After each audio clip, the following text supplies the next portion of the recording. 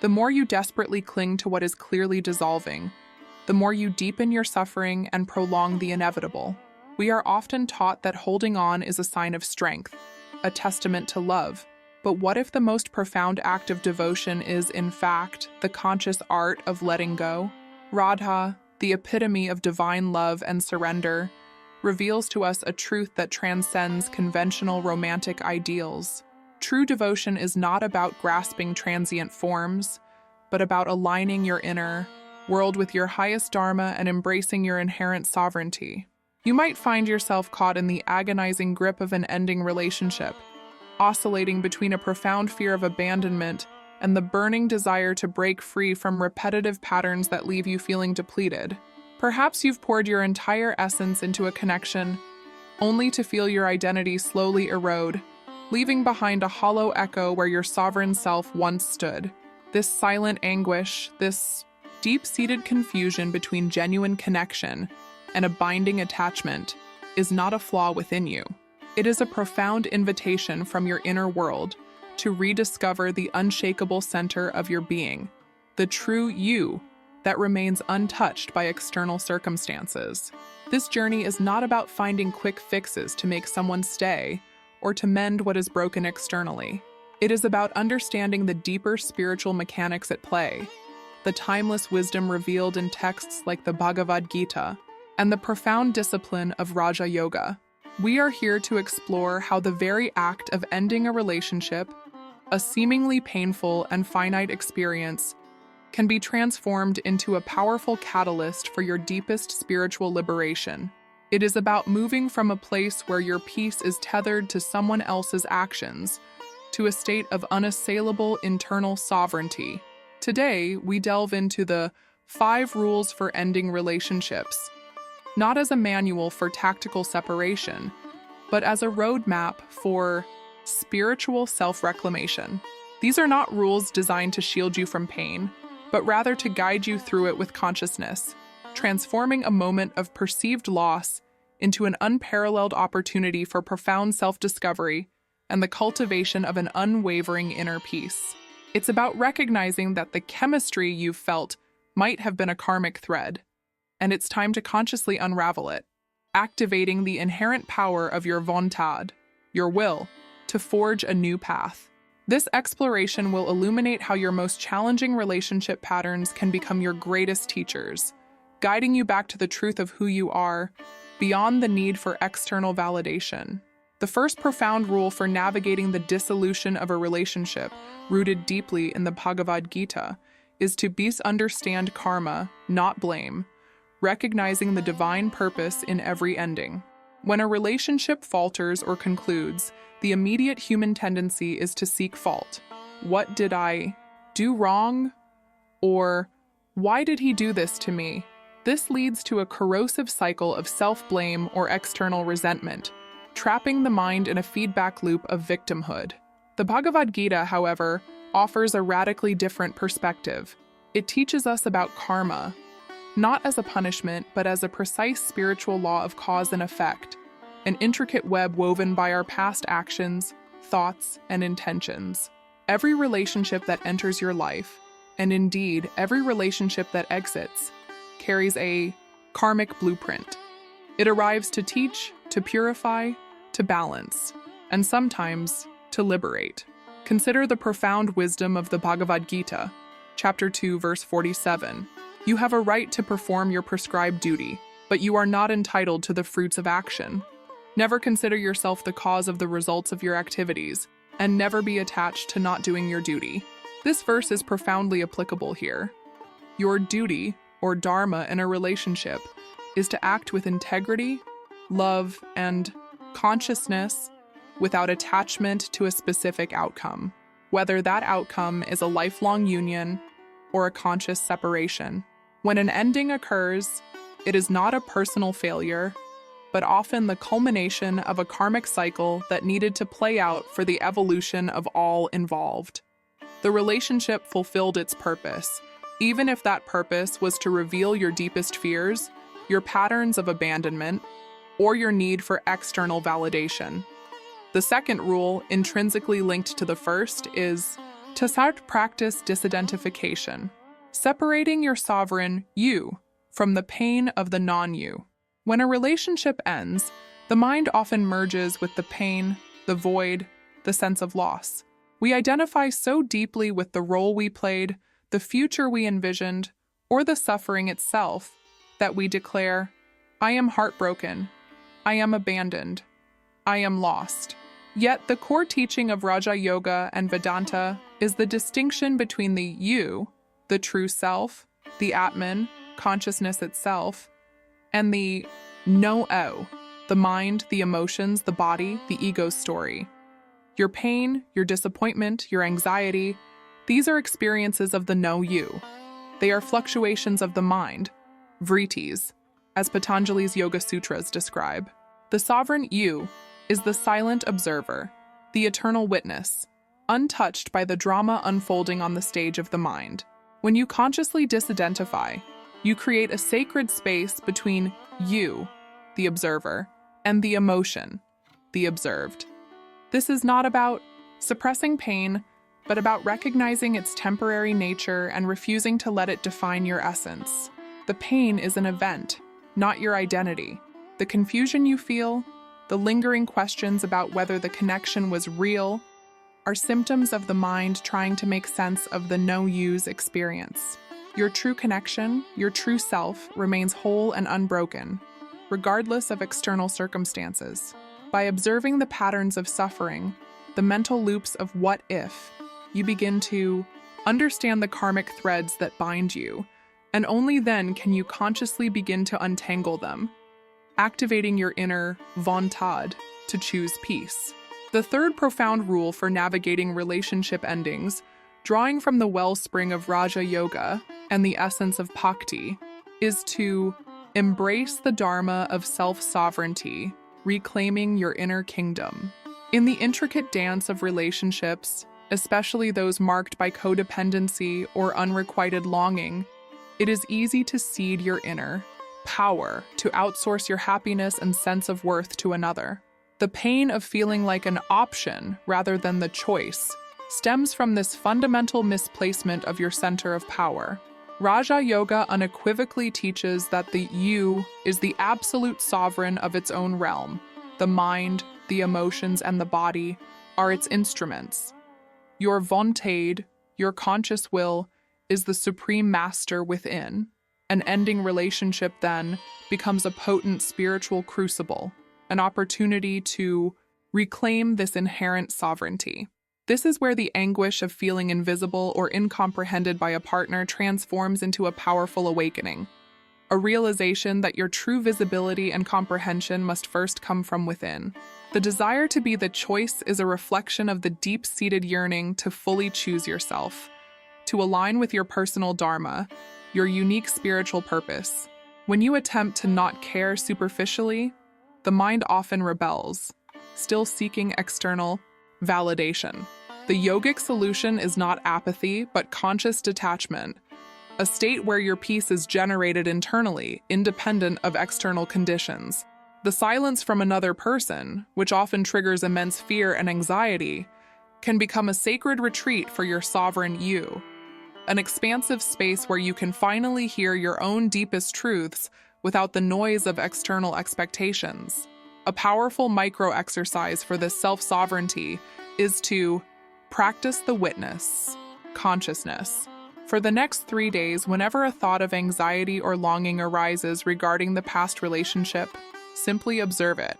Do not engage with it. Do not judge it. And do not try to suppress it. Simply acknowledge, this is a thought of longing. This is an emotion of sadness. Remind yourself, I am not this thought. I am not this emotion. I am the conscious you observing it. This simple act of non-identification allows you to create space between your true self and the wow. No you, gradually dissolving the mind's grip and activating your vontade. You are subtly shifting from being ruled by your emotions to becoming their compassionate yet firm master. This is the essence of Raja Yoga applied directly to the pain of a relationship ending. This practice is about learning to use the silence that often accompanies an ending, whether it's the lack of contact or the quiet emptiness within, as a profound opportunity to listen to your inner guide, to reinforce your own sovereign center. The fourth rule for conscious endings, echoing the wisdom of Radha's devotion in Bhakti Yoga, is to transform grief into conscious devotion, channeling energy inward. The pain of an ending is a potent energy. Conventionally, we label it as grief and try to endure it. But from a spiritual perspective, this intense emotional energy can be transmuted. Radha's devotion to Krishna was absolute, yet it was not rooted in clinging to a physical form or an external outcome. Her love was a profound internal state, a complete offering of herself. Similarly, the deep love, the passion, or even the intense longing you feel after an ending can be consciously redirected. Instead of letting it drain you or lead you back into a cycle of self-blame, offer this energy to your own highest self, to your spiritual evolution, to the divine within. This is not about denying your feelings, but about elevating them. It's about understanding that the immense capacity for love you possess is not solely for an external object, but is, in its purest form, a reflection of your own divine nature. This shift transforms the experience of loss. The energy that might have otherwise fueled obsession or despair can now fuel your meditation, your creative expression, your spiritual practices, and your dedication to your dharma. This is how Radha teaches us to love without losing our identity, by demonstrating that true devotion amplifies, rather than diminishes, the self. The battle internal between the you sovereign and the needy mind finds its resolution here. The needy mind seeks external validation. The sovereign you knows its value is inherent. By channeling the intense emotional energy of a breakup inwards, you are not suppressing it, but purifying it, transmuting carencia into a powerful, self-sustaining force of attraction for what truly aligns with your highest good. The fifth and ultimate rule for consciously navigating the end of relationships, a cornerstone of the Bhagavad Gita's wisdom and the practical application of karma yoga, is to let go of the fruits of action, embracing conscious detachment from the outcome. This principle is perhaps the most challenging, yet the most liberating. We invest our emotions, our time, our hopes, and our dreams into relationships, and naturally, we become deeply attached to the results, to the idea of a specific future, to a particular validation, or to the fulfillment of our desires through another person. When the relationship ends, it is not merely the person that is gone. It is the fruit of our expectations that has withered. The Bhagavad Gita, chapter 2, verse 47, clarifies this with profound clarity. You have a right to perform your prescribed duty, but you are not entitled to the fruits of action. This does not mean becoming indifferent or emotionally barren. It means acting with full heart, integrity, and consciousness within the relationship, giving your best, but then releasing your attachment to the specific outcome. When an ending occurs, your role becomes to accept the outcome with equanimity, understanding that your true power lies not in controlling external events or the will of another, but in mastering your own internal state. The frustration of repeating the same mistakes in different relationships often stems from an underlying attachment to the idea of a relationship, or to a specific emotional payoff, rather than to the purity of the connection itself or the lessons it offers. The error lies in trying to control the narrative or the mind of the other person before fully mastering your own mind and its incessant craving for specific results. This principle directly addresses the confusion between overwhelming passion, illusion, and real love, consciousness. Passion is often rooted in attachment to a desired outcome or an idealized projection. Real love, from a conscious perspective, involves a deeper understanding of dharma and karma, acting with selflessness and then releasing the need for a particular reciprocation or a specific form of happiness. The true chemistry that endures is not the fleeting spark of initial attraction, but the conscious alignment of two sovereign selves, willing to witness and support each other's spiritual journey, even if that journey leads them along separate paths. The deep desire to be the choice, and not merely an option, finds its profound resolution when you realize you are always the choice for your own sovereign you. Applying this rule involves a radical shift. Instead of dwelling on what could have been or should have been, you pivot your focus to what is and how you can respond from a place of conscious detachment. This is where the wisdom of Raja Yoga converges with the bhakti concept of surrender. Not surrender to a person, but surrender to divine will. Understanding that the highest good unfolds when you release your grip on personal outcomes. It's an internal process of letting go of the need for control, recognizing that true power resides in your ability to be at peace regardless of external circumstances. This final rule invites you to transform the anxious waiting, the endless analysis, and the desire for external validation into an act of self-mastery, aligning your vontad with the flow of Dharma, knowing that your highest purpose is fulfilled not by clutching, but by consciously releasing the fruits of a fading season. We began by challenging the common narrative. The more you desperately cling to what is dissolving, the more pain you cultivate. This profound paradox reveals itself as a fundamental truth. Liberation from suffering often lies in the courageous act of conscious letting go. Through the wisdom of the Bhagavad Gita, the discipline of Raja Yoga, and the transformative devotion of Radha, we've explored 5 profound rules for navigating the endings of relationships, not as failures, but as sacred opportunities for profound inner transformation. We have learned to distinguish karma from blame, recognizing the divine purpose woven into every connection and every separation. We've embraced the critical practice of disidentification, understanding that your sovereign you is the unshakable witness, separate from the temporary storms of the no you, your mind, your emotions, your pain. The overwhelming feeling of being lost in the wake of an ending can be transformed by consciously recognizing that the pain is an event, not your identity. We then turn to the reclaiming of your inner kingdom, embracing the dharma of self-sovereignty, realizing that your intrinsic value and peace are not contingent upon external validation or the presence of another. This empowers you to transmute the fear of abandonment into an unwavering self-reliance.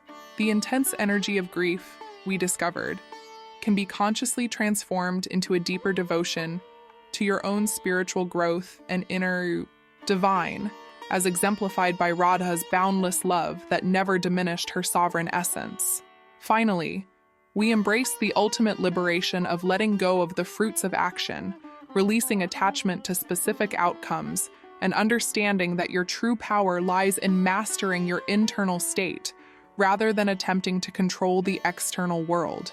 This journey is about transmuting the anxiety of waiting into powerful inner stillness, the emptiness of silence into a profound space for introspection, and the patterns of repetition into clear pathways for conscious choice. The you sovereign knows its own worth and cultivates a peace that is independent of any relationship status. This path honors your pain, validates your experience, and then gently, yet firmly, guides you toward a state of complete self-possession and unshakable inner peace. Imagine your consciousness as a pristine lake, calm and reflective. When a relationship begins, it's as if a boat glides onto the lake, bringing with it ripples, reflections, and new scenery. You may delight in its presence, enjoy its journey across your waters, but when the time comes for the boat to depart, the natural tendency of the mind, the no you, is to cling to its image, to the memories of its presence, generating waves of sorrow and attachment. However, the you, your sovereign self, is the lake itself. It does not become impure or diminished by the boat's departure. The lake remains, eternal, unblemished, ready to reflect the sky once more. The temporary ripples eventually subside. This is the profound truth of your being. Your inherent completeness, your radiant self, is not defined by who enters or exits your life.